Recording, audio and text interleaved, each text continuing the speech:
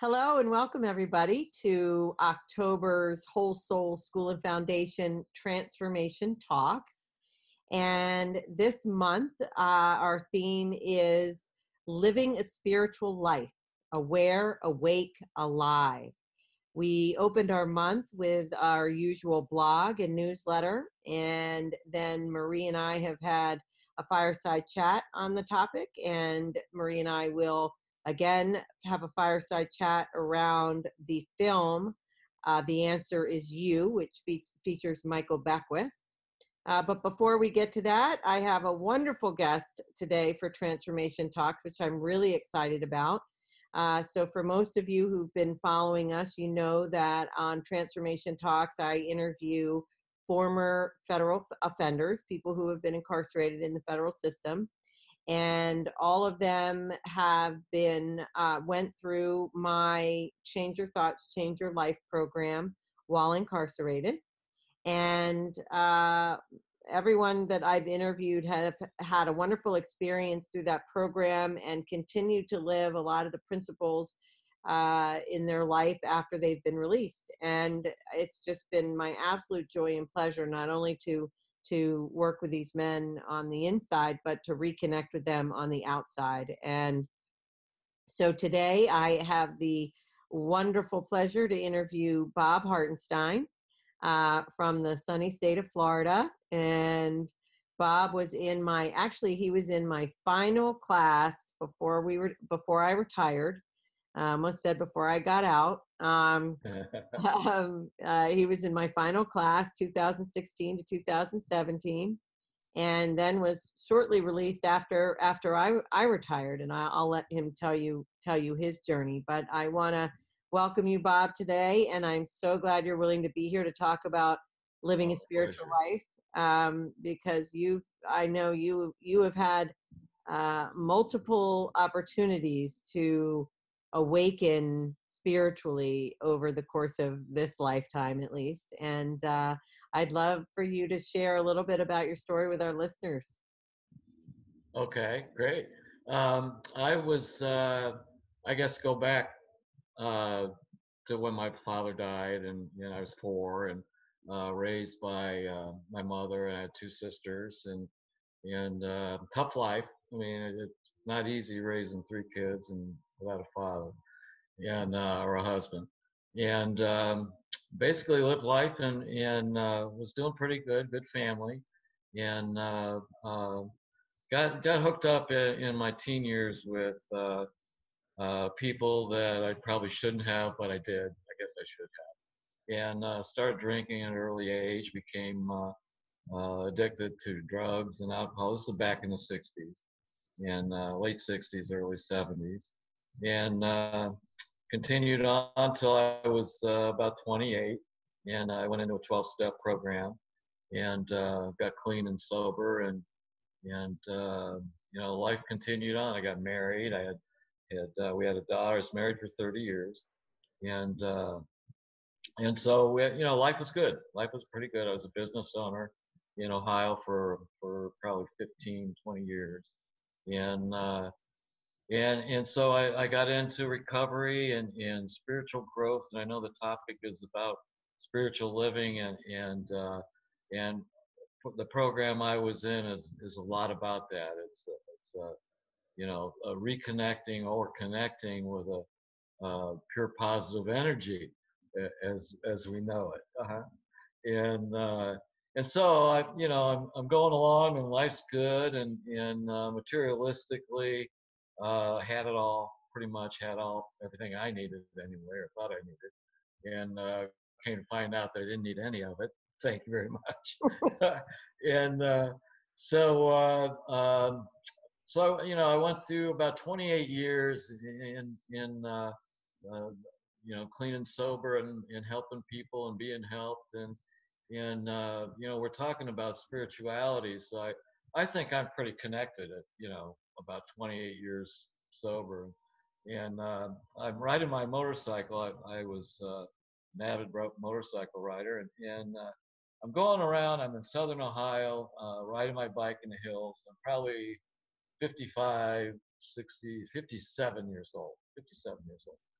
and I'm sober 20 plus years, and I'm down in the hills of southern Ohio, and by myself, right? Well, I was riding with one other guy, but he took off when I got in my accident because he was wanted in 4 states. But he called the ambulance for me. So and I love that guy, and I haven't talked to him since that day. But so anyway, I'm riding my motorcycle and I miss a turn, a hairpin turn. There had been 3 deaths on that same turn before I got there, and I hit a guardrail on the other side of the road, chopped my leg off below my knee, Oh. threw me 60 feet in the air, landed in a field. I didn't wear a helmet because you can't have a white head and a tan face. You know, you had to look the Harley part. And so anyway, I land there. I'm flying through the air on my back, and I see my foot over here, not attached to the leg. And I'm thinking, this is not good.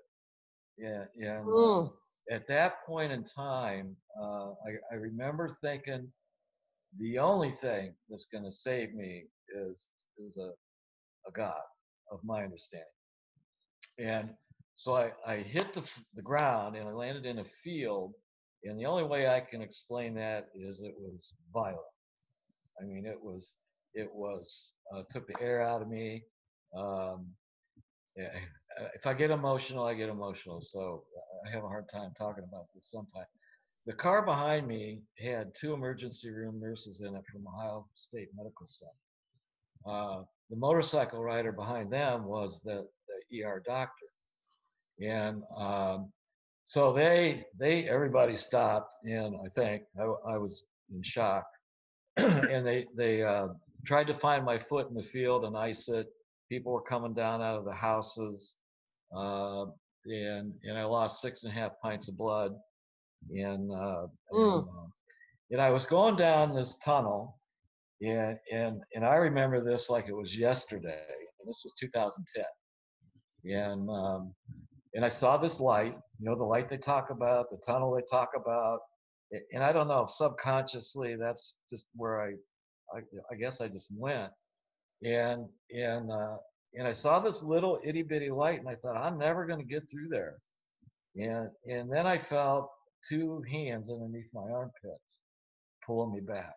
Oh, and wow. and to me that was God working in my life Mm. and saving my life. um, so from there, the next thing I remember was a big yellow helicopter, and they life flighted me to Ohio State Medical Center, um, and and they told me I died twice on the table. They brought me back, and I was on a ventilator in ICU for 60 days. I got MRSA infection while I was in there, so they had and gangrene in the limb below my knee, and they cut it off above my knee. So, but I was in a coma, and the induced coma, and I had 2 heart attacks while I was in there on the table. I went through 8 surgeries. I broke my back, lost my leg, broke my other leg, so I have a cage around my spine. I wake up 4 days later. I got a full body cast on, which is it's like a shell, and with a neck brace. They can't move me. I've got a ventilator. I can't talk. My wife at the time was there with my daughter, who was 18, Mm. and it was traumatic, and I was in the trauma unit, and there's people dying all around me, and they gave me a 5% chance of living, and at that time it was like, well, say what you want, but I shouldn't even be here as far as I'm concerned. That should have killed me right there.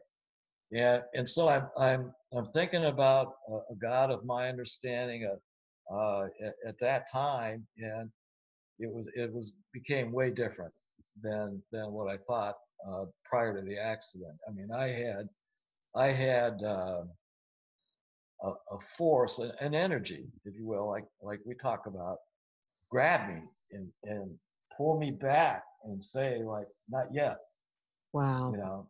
And I woke up, and I'm laying and I can't talk, 60 days on a vent, and my daughter brought me this piece of paper with alphabet on it. And so I'd point to letters, and she kind of could read my thoughts, I guess.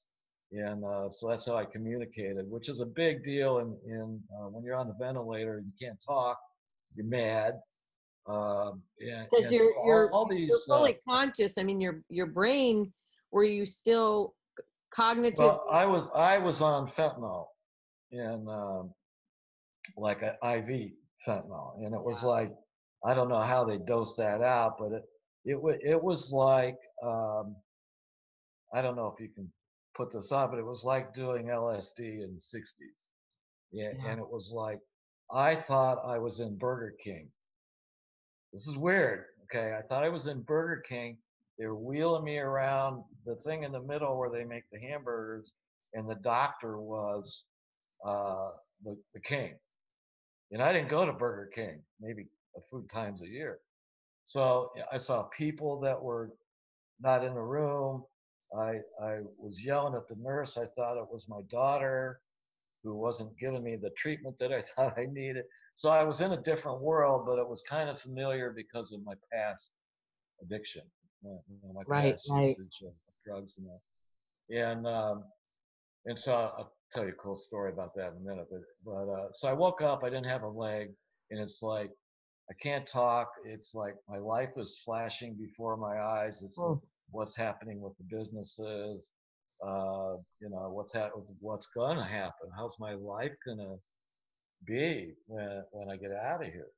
And if I get out of here, I wasn't out of the woods yet. I yeah. was still going through a lot of treatment. I could not move. I was on my back flat on my back for I think about 3-4 months straight. I was on a ventilator for 60 days, and I could not move more than 30% up in the bed, or my lungs would fill up with fluid, and I'd choke out, I guess, is what they were saying.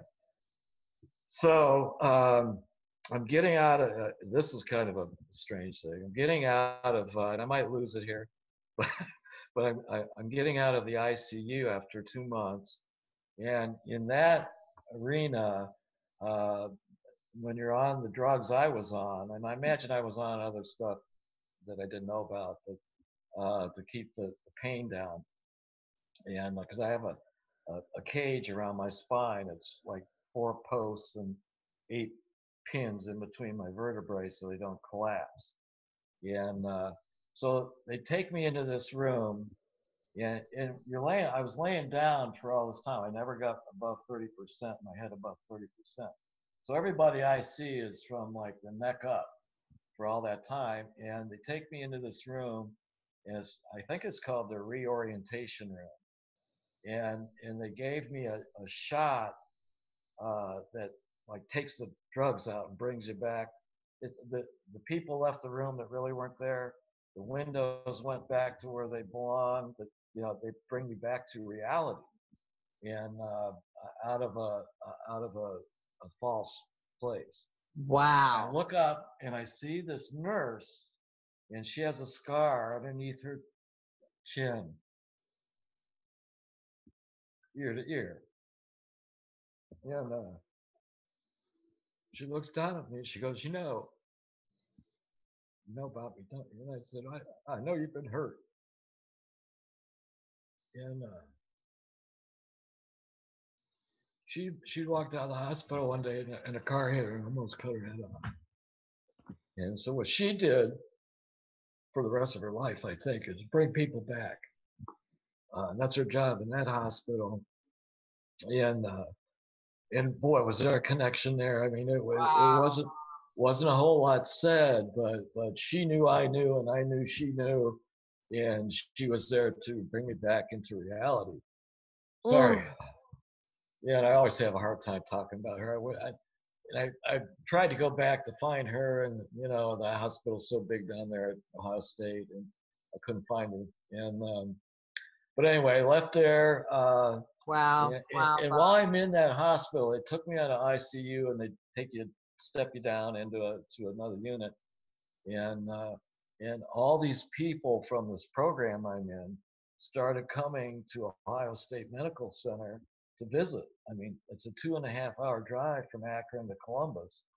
And they said, "Who are these people?" And I said, "Well, I'm famous, and they're coming to visit me." And they said, "Well, we can't have all these people come into your room to say, hi." And I would say hi and pass out and come, because I was still kind of doped up, I guess. And so they put a website up from the medical center to update uh, my progress, so they didn't get so many visitors. And eventually, I left Ohio State, went to Akron, and during that time, the businesses went down. I got divorced after 28 years of marriage. Yeah, and life was like, what are you going to do now? You know, you don't have the material stuff, you don't have the job, you don't have the money, but what I did have was a connection with God, and and uh, and you talk about and we talked about in class about pure positive energy, and it was all over the place. I mean, I was being blasted, and the feeling I got was everything's going to be okay. When you lose a limb, and it's like, what worse can happen? Well, you can lose your businesses, you can lose a wife, and I don't fault her for that. I don't know exactly what was going on, but I got out of the hospital 5.5 months later or so, and I came down to Florida to visit a friend of mine. And before I got out, they asked me, well, do you want a prescription for OxyContin because you're going to have all this pain, when the drugs we gave you wore off? And I said, no, I don't have any pain now, and I've never had any pain. I've had phantom pain, but my back, I've never had any pain. I've got titanium hip, never had any pain. I've got titanium in my, so no pain, no pain pills. It's Can I just ask? sure, I mean, this is really an extraordinary story, and I think that what I want to ask you about is that what happened to you. I mean, I guess I would call it a near death experience where sure. Oh, absolutely. obviously you left your body to some degree, and you had this experience, this sort of energetic experience, this experience you probably can't really put words to, and you felt, whether it was God or angels or whoever, was an energy force pulling you back and saying it's not your time. And I wonder how much of that you carried with you, that feeling, that power, that force, that energy, that love. How much you felt like you carried that with you through the next many months of recovery. I mean, I can't, I whine and cry when I have a headache. So, Mm-hmm. I can't imagine going through that level of physical pain and feeling that level of physical limitation that you had, being on your back for so long, not being able to communicate, not being able to move. Um, and it's just an incredible testament to your strength and fortitude and courage, but also probably your connection to that force. And I'm just wondering if that's how you think about it, or if I'm putting words in your mouth, and I don't want to do that. But No, it's I carry it today. I'll never forget it. When I was in that field, I was out of my body watching it, and I don't know exactly what you call that, other than an out of body experience, but right, I'll never forget it. And that energetic presence was so strong that I carry it today.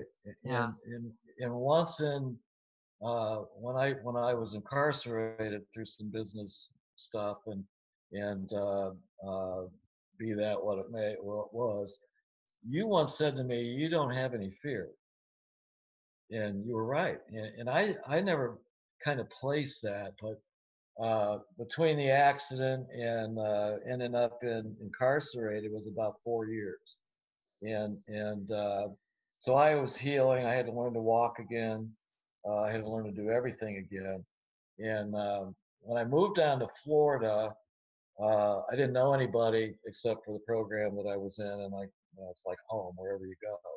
But that energetic feeling is something that I Mm. carry today. Yeah. I mean, I I can feel it. know. Yeah.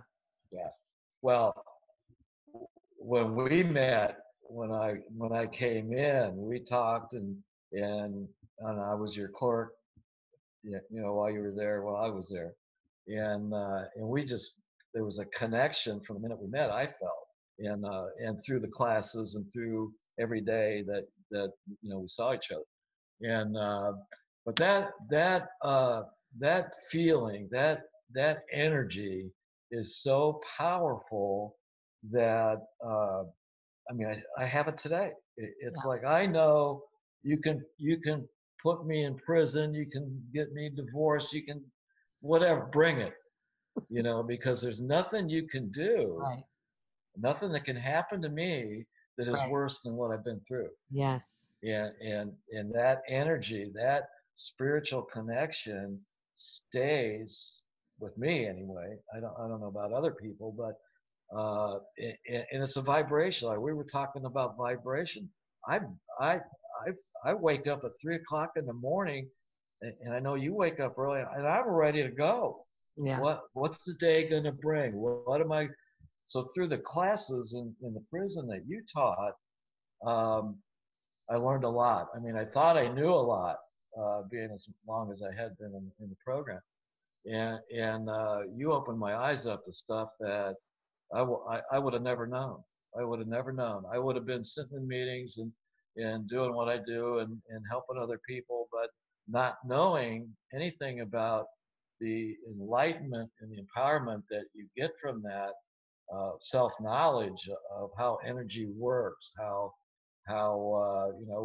we track you track my soul path on the whiteboard one day, and it was like, wow, now I see it, and that was um, to me that was very very touching because I didn't place the things that happened in my life as a spiritual connection until you drew the line and you go, your dad died when you were 4, you became an alcoholic and a drug addict, and then the accident, and then you end up in prison, and it all flowed together, and I could see where energetic, the spiritual uh, things that went on in my life were all connected.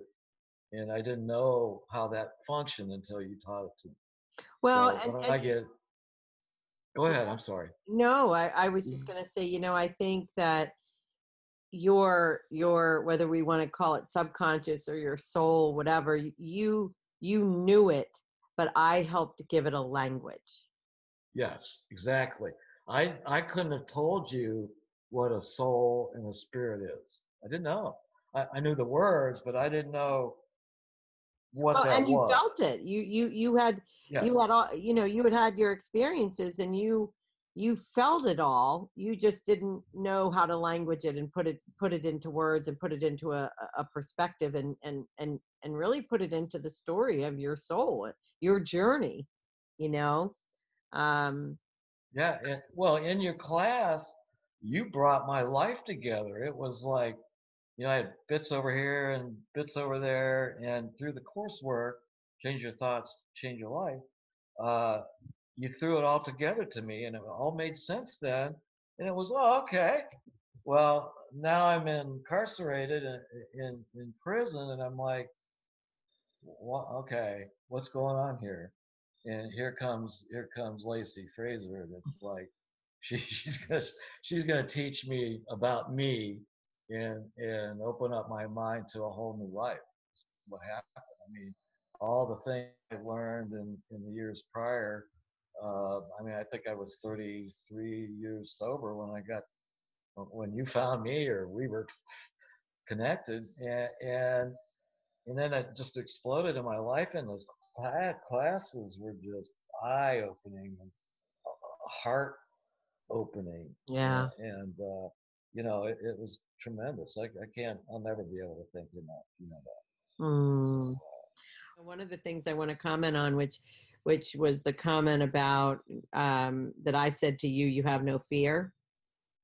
It's, Yeah. you know, I when I tell my story, my spiritual awakening story, one of the hallmarks of what changed me was what we went through. And I've told the story periodically. I'm not going to tell it again tonight, but I'll just say that what we went through as a family um, kind of gutted me. You know how people say that when they're so fearful, or they're so scared, or they can't, they're in the rock bottom of their life, they're gutted. And I was really literally gutted out of fear of what I was dealing with and facing.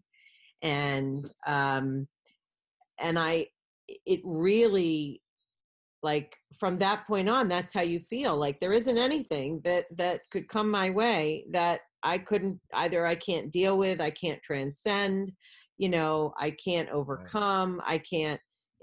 There's just nothing. I mean, because the fear it's done. It's like burned away. It's no longer really part of my fiber, part of my energy field. It's not to say that I don't, every now and then, with my children is the only time it really happens, Right. that I might have some kind of fear come up. But really, it going through the kind of experiences that you and I have been through, and many people have been through, it Right. tends to kind of take it all away. And when you have an experience like you've had and like I've had, where you've connected to the energy of the universe, to God's source, to something bigger outside of ourselves. Especially you who had a near-death experience, you know, it what you really felt to me, Bob, was that you were one with the universe. You were one with God through that experience. You Right. felt that energy that we call God or source or whatever. You were one with that energy. And Right. we are always one with that energy. It's just in this human body, in this human, third dimensional life that we live in, and we get distracted, and things, we sort of forget that feeling of oneness, but we can call it up like that, Yes. and Exactly. that's what I hear you saying, is that Yes. what an amazing experience. And so once you have that, every day is magical, or can turn into something magical, Right. because that feeling, you tap into that feeling whenever you need it. It's right Not there. only, I think not only do you tap into it, but you can see it going on in other people. Mm, It's like I see people come in the doors trying to get sober and off the drugs, and and they start changing, and their lives get better, and they deal with the problems that hit them when they immediately come in, and all those go away, and they're thinking, what's going on here? I think they're thinking that, but I see what their lives changing probably more than they do. Yeah, and so not only do you have it with you, you see it in other people, which makes what I feel stronger, yes. because I see it working in other people, even if they don't. It's Yes. okay, you know. So I don't think it'll ever go away. And I'm blessed to have that happen to me, no matter what. It's so a transformation and going to prison. Oh, you were in prison, and oh, poor guy. It's like, well, you don't understand what happened in there. The classes we took, you just don't know. And I think where I was at is different than a lot of places. It was a camp. It wasn't a lockdown like a state level or whatever. So Yeah. Yeah. uh, it was probably easier than most places like that. But you meet some nice guys, some good people that had bad things happen, it's in the classes we took, which were awesome. In the library, I think I read about 300 books while I was in there, Yeah. and I kind of I read all the books. I think in most of the books in your library, a lot of them, not most of them, but a lot of Yeah. them. And so it's being introduced to change your thoughts, change your life.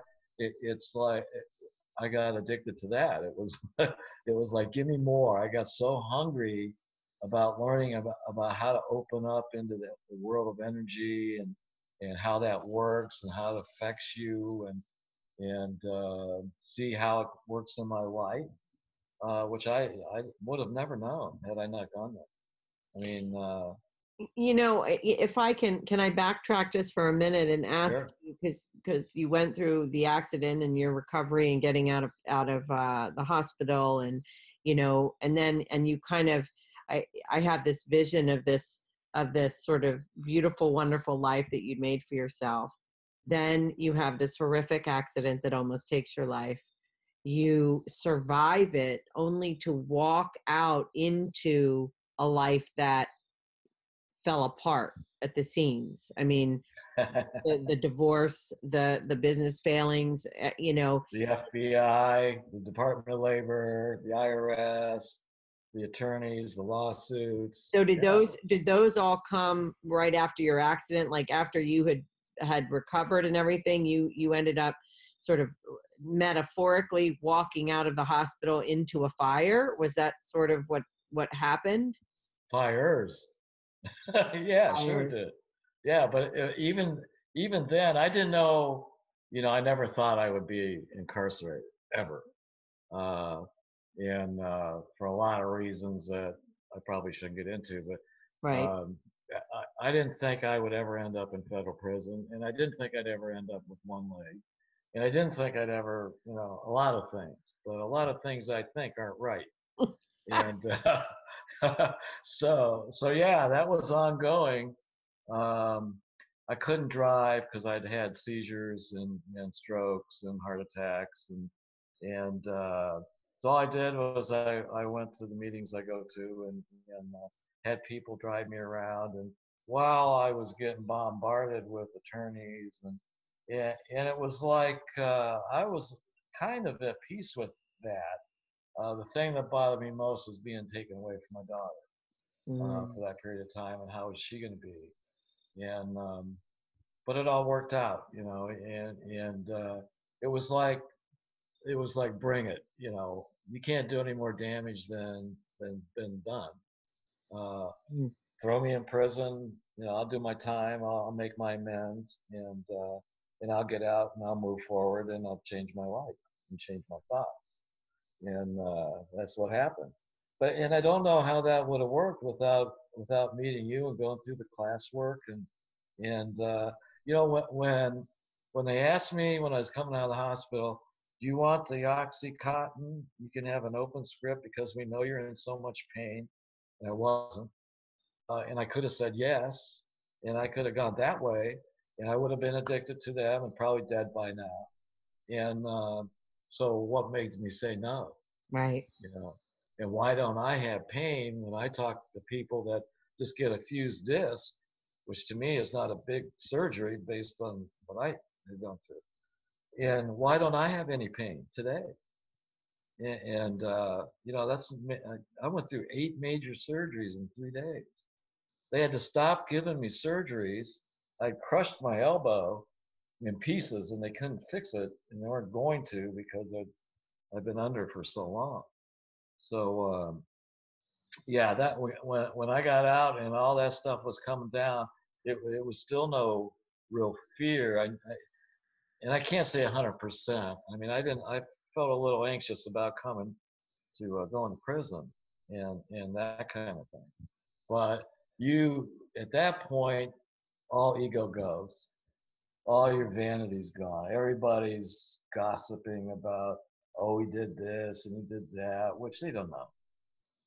And so you put up with that, and then you're walking around, everybody's staring at your leg, and I wear shorts every day in Florida, and everywhere I go, even today, it's like they look at me and I pull up in a handicap spot on the Harley, and they, what are you doing in that spot? And then they see my leg, and it's like, oh, okay.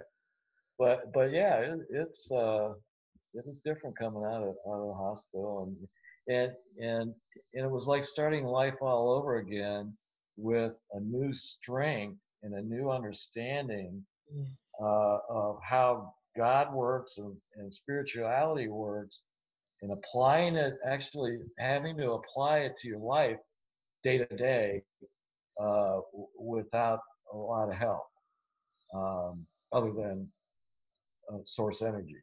Right. And you learn to rely on that because you felt it work in the past in the field. And so whatever reality brought after coming out of the hospital and moving down to Florida was fine. I dealt with it, and it was okay. So Wow. Wow. crazy stuff, isn't it? Well, just miraculous. I mean, you can't make this stuff up, This No, is just no. um an incredible story, and I'm just so grateful that I get to hear it again, and feel it again, and to know the very special soul that you are, and not just what you've lived through, but you've taken it in, and I think that's the difference with people. I think that's kind of what spiritual awakening is about. It's about awakening to yourself, us as a spiritual being, having a human experience, and that spiritual nature, our spiritual nature, is our energy. It is a life force, that is coursing through us all the time, and that I always give the example. You probably remember this from class, but it's like the best metaphor that ever came to me was, the fish in the ocean, and the fish that has the ocean water swim, where does the fish end and the water begin? Because the water is constantly flowing through his gills, right? Yes, And if he wasn't in there, if he was out of the water, he'd be dead. So he right. has to be in the water, and the water is flowing through him constantly and giving him life. And it is our life force energy. I mean, there is a force, God, whatever we want to call it, that is animating us, that is our generator, that is giving us life. And you have touched that, felt that, know that, live that. And talk about lived experience. It's just when you know it to the level you know it, gosh, how exciting it is to wake up every day. It is. you Yeah. know and Yeah. and you see life through a completely different lens. And I used to say, Exactly. that's really what it is. It's a completely different lens. And my belief in it, I used to say, and I know you've heard me say this before, but as sure as I know that above the clouds, whether it's a rainy day, cloudy day, stormy day, the worst storm ever, or hurricane, guess what Sun. exists above that hurricane, right? Sun. Without a doubt, blue sky and sun are above those Yes. clouds. And as sure Yes. as I know that, I know God, I know source, I know energy that is co-creating my life with me. Right. And when I speak with you, I'm so reminded, because that's what you and I saw in each other, right? Yeah. We Yeah. saw the knowing. Yes. Exactly. Exactly. And I remember when you were you were going back and forth about retiring, and somebody made the comment. I think it was one of the guys in the class, that you were the one with the handcuffs on.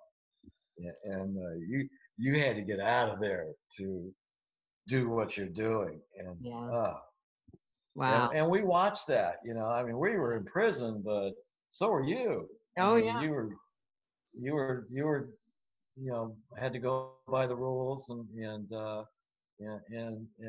couldn't do what you're doing now. Well, one thing I've realized is, first of all, I would never change, I would never change my experience for anything. I feel so blessed that I got to work with the people I got to work with, and that I can continue to do so, on the outside. Um, but what I really realized was that I was just as incarcerated. And it wasn't until I was out and I was 6 months, 8 months, no longer there, that I really started to feel my own freedom, that I really, Right. and that was very, very liberating. And Marie says to me all the time, because when she sees me so happy to reconnect with you guys and so happy to work in the field of reentry and to coach and to teach and to guide and to speak, and she just says, you realize, Lacy, and making the movie we're making, she said, you never, ever would have been able to do any of this if you had stayed, Right. And so Right. I feel it was such a blessing that I could retire at the kind of height of my career, so to speak. And when I say that, it's just the height within myself of my career. Right. It was, Right. so, and to move out, and yes, to take those cuffs off and start helping people globally, Yes. and in every way I can. And to what a better experience than to join forces with you guys who have the lived experience that I have, and we went through a very special thing together, Sure. to take these messages, and I hope they're gonna come through this film. They're going to come through radio interviews. They're going to come through the school I want to create. They're going to come through it all. I mean, this is our destiny, this is, Yes. this is, Yes. uh, And you touched the lives of the people in the class in the prison, and as we talked earlier, and they touched the lives, and they touched the lives, and yes. it's so it's And more than just you're going out every day, yeah. and you're emanating the energy of the source within you that you know so well, which is touching the lives of people. And you're going to your 12-step meetings and having experiences all the time, and you're sharing the wisdom. You're sharing this wisdom. And so, it's the ripple effect. And this is, Yes. I don't know if you would say this, I bet you will, that once you have an experience like you had, both, I mean, all of your experiences, but especially the near death experience, and then what you learned in the prison, once you have these experiences, you feel a responsibility to share them, and to help other people by telling your story, and sharing the teachings, and I know that's how I felt, and that's why I began doing the groups that we did in the prison. Right. Right. It's really cool. One of the things that I really like on the outside here is when you connect with somebody else that's been through a near death experience, and the instant Yeah. energetic connection. Wow, I can talk to you about that, and you understand where and it's like that's a whole different communication thing Yeah. going Yeah, on you there. probably don't even need to speak. It's just No, telepathic. yeah, yeah, right, Pretty much. right. It's awesome. It's Yeah. awesome. And the same thing on a different plane, when you talk to people about addiction and prison and spiritual experiences that you have, and probably have had more than I know of. I just wasn't aware of what it was when it was going on, Yeah. and now I am. And, Yes. and I see it not only in my life, but in other people's lives all the time. And it's exciting. It's like, give me an hour with you, and I'll fire you up, and then you take it from there. Yes. It's not from an egoic standpoint. It's from a boy. If you could feel the way I feel, I mean, my heart just wants to jump out sometimes. Yeah. And Yeah. I it's know. I really mean, you would see me in that room when I get in that space, and you had to pull me off the ceiling. yeah. It was yeah, and then well, I remember when the space was in jeopardy, and you walked out, you and those guys were just, whoa, here comes Lacy again, because you fought to get the space, Yeah. and wow, and then after, I went into your offices and where we held the meetings after that, and I couldn't go back, and neither could mine. Yeah. We just didn't go back. Mm. the energy was gone. There was different people in there, and Yeah, it wasn't the you could same feel space. it. Yeah, You could yeah. feel it.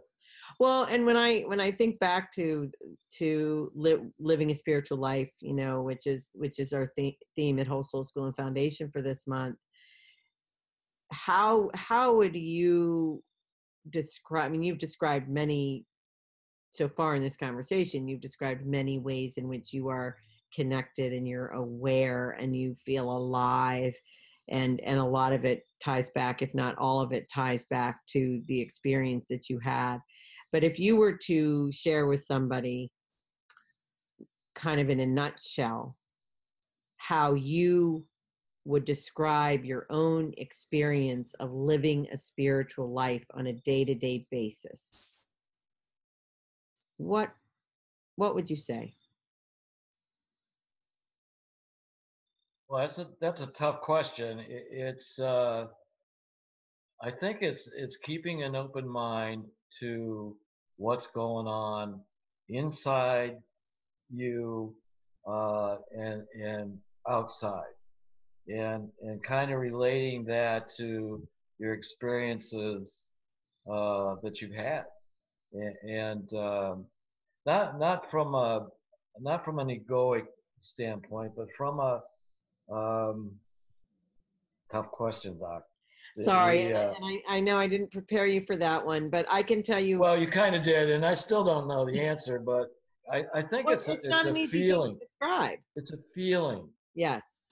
and if you can connect somebody through, if I can connect somebody through my experiences to that open mindedness to get their own connection in their own life, or at least understanding some of the things that have been going on in their lives, that's great stuff, Well, you I think know. you're really talking about igniting somebody else's light in a way, Yeah, and you know, right. and I just had an image when you were talking of, you know, when you go to church, and I remember the candlelight service on Christmas Eve or whatever, and somebody would light the candle with the person at the end of the pew, and then they would light the next person, and they would light the next person, and they would like the, you know, so it's kind of like what we're doing now is we're helping turn on the light switch, and we're saying, wait a minute, we don't need to live in the dark, we don't need to live in a shadow anymore. We've got Yeah, power, we've got electricity, we've got light, and it's connected to a giant power source that is animating us all, and it's an amazing experience to be able to help ignite someone else's light. And I think yeah. that's sort of what you're talking about. Well, to open the mind, it's like don't be so shut. Don't be, just a crack, Right. and then you'll be contacted. That's all you It's need. like Right. it's and boom, your whole life can explode Yeah. in a good way. Yeah. It doesn't have to be negative all the time. And one thing I've noticed since I've been out is um, I can see the negative energy from people that I run into. Not Yeah. physically, right? But it's like we bounce off each other. It's like I'm a pretty positive person most of the time. I don't know what that means. Can you see me? Yeah. I see you fine. Oh, okay. There's a thing on my screen, but it's like being able to see the knowledge of the energy. Hang on a second. I got to. Okay. Uh, See the energy in other people, and feel the vibration. You talked about once where when you meet somebody and you just know energetically that you're not going to get along, or you're not going to connect, and I became very aware of that in a lot of the people that I meet. Yeah. And I think that the thing is the ability that I went through your coursework is some of those people you just got to they have to go out of your life, and Right. or they'll drag you down. But I also believe that positive energy person will bombard a negative energy person and their negative energy given the time, if you take it. Does that make sense? Oh yeah, yeah. I mean, Okay. I think, we talk a lot about energy and alignment and vibrational Right. alignment. I mean, energy is just a vibrating frequency that we're putting off, and we know when we're in alignment with someone else or something else, and we also know when we're not in alignment with something else. Right. And even if we're not sure, whatever's it's gonna show us whether we're aligned or not, because that person or that experience is gonna fall away, right? Because Right. it's not in alignment. Right. And we just, part of living a spiritual life for me is waking up every morning in a state of gratitude, um, for everything. I mean, for my next breath, for the sun, for the wonderful things that are going to happen that day, the amazing things that happened the day before, for life, and for, what my greatest prayer of gratitude is every day is simply that I'm awake, that Yes. I'm not just awake, like consciously awake, like as opposed to asleep, but Yeah.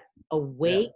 I'm awake to this knowledge, to this wisdom, to this Right. truth. And I'm not perfect. I mean, I have my days and I have moods and I have all those things, just like anybody else. But I get to be aware of it and I Yes. get to make choices about it, right? Yes. And Yes. I love that, and I just feel so grateful. So I would never, my tragedy that I went through, I would never ever change. I mean, it took 10 years for me to be grateful for it, but I tell you what, and to be able to tell it without crying and all of those things. But it was the greatest thing that ever happened to me because it woke me up, and I now I agree. walk Yeah. every day loving life. And I think part of that for me too is I don't know where we're going, Right. and I'm That's okay with that Yes, because yes, I know from the past when I think the bad stuff is coming, it always turns out to be better than what I thought. yeah. Like Amen. like you know going to prison, bad thing. Well, some people might not believe it, but when we got into the coursework and all that, it turned out to be a good thing. I was locked down. I could concentrate on learning about me, about an energy, about enlightenment, about all the stuff you taught. And I didn't have the outside distractions. Right. No cell phone, no cell phone. Uh, Right. uh, and so I look at it like I was placed in that place to meet you, to learn about this stuff, to connect my life, to understand what's happening energetically, to move forward, to help people, which I was trying to do anyway, learn about the stuff that they don't know about, Right. going forward and open their minds up a little bit. Right. I mean, I used to say we're here walking each other home, you Sure. know, and Yeah, and yeah, that's what we're doing here. Like there's yeah, some people, and there's plenty of people who are still sleepwalking. They're not awake to any of this, and but it just isn't their time, and their time will come, and just like ours came, and we probably yeah, slept walk through many lifetimes before this one. So yeah, um